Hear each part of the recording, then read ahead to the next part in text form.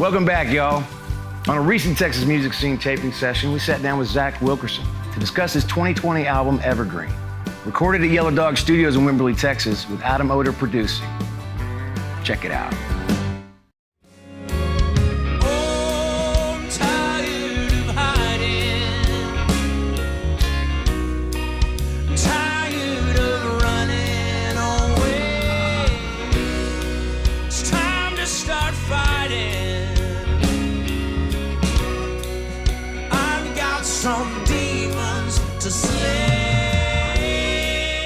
Evergreen is the title of the record, and that comes from the bridge of the song called Demons.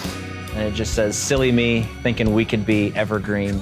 That particular lyric came about because of a song written by Susan and Gibson and Michael Hearn by the same title that I really love. I borrowed, respectfully borrowed from them. But you can't deny that love and the truth is the only way here. Adam and I have been, acquaintances. We've worked together quite a bit, with Music Fest, obviously, and things like that. And, we talked about working together, and this time for making this record, I really wanted to make something that was a lot more towards the rock and not necessarily a Texas country or even country record at all. Just I wanted to push the boundaries that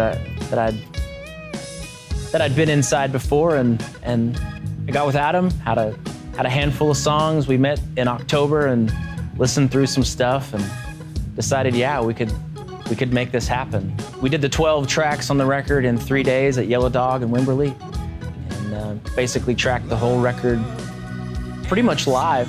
Yellow Dog's a pretty special place. I really love working there.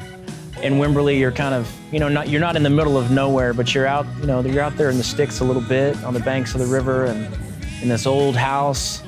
It's got really cool vibe to the house, and then, just great old instruments everywhere, and you can really just focus on making a record and settle in, and we got a lot of work done. I was really happy and proud of what we did out there at Yellow Dog. Would you stay? One song on the record that I'm pretty excited about is called Stay. We initially started with the idea of doing a full band version of the song, and we went back and John Grossman, Johnny Keys, he and I did a really stripped down, simplified version of just him on grand piano and me singing along with it. And that's one of my favorite moments on the whole record. Well.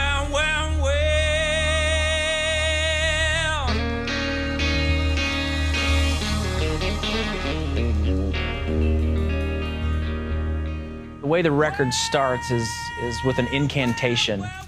And this whole idea of a musical spell really came to me from my friend Brandon Jenkins. He and I talked a lot about magic and how that words and music are the purest forms of magic, and you can use words and music to really change the atmosphere of a room, of any setting you're in, how the right words, the right music affects not only the players, the people casting the spell, but anybody listening, anybody within earshot. And so I'd been thinking about that a lot when he passed unexpectedly. I definitely wanted to put something on the record that could be a nod, to his influence on me and our friendship. So the record begins and ends with Incantations, and they're just sung magical spells that I hope will change the atmosphere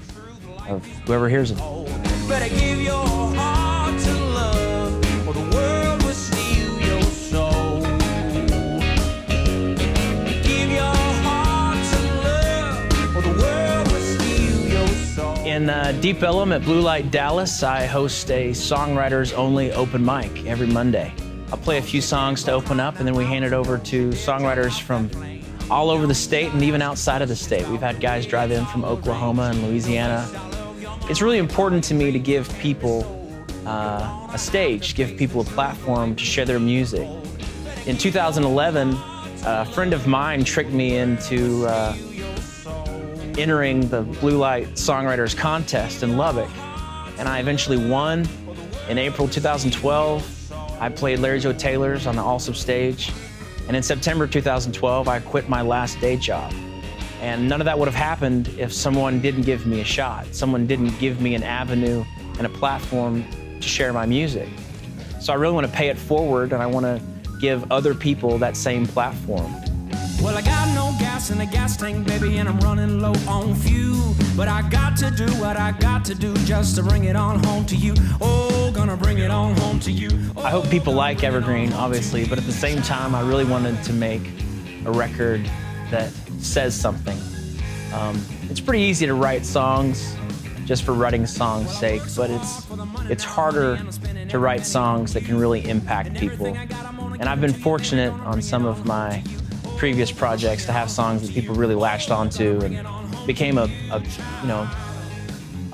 mile marker in their life, I guess you could say. And I wanted to write more songs like that. So many of the lyrics are simply just questions that ask the listener. So I hope people can answer those questions for themselves.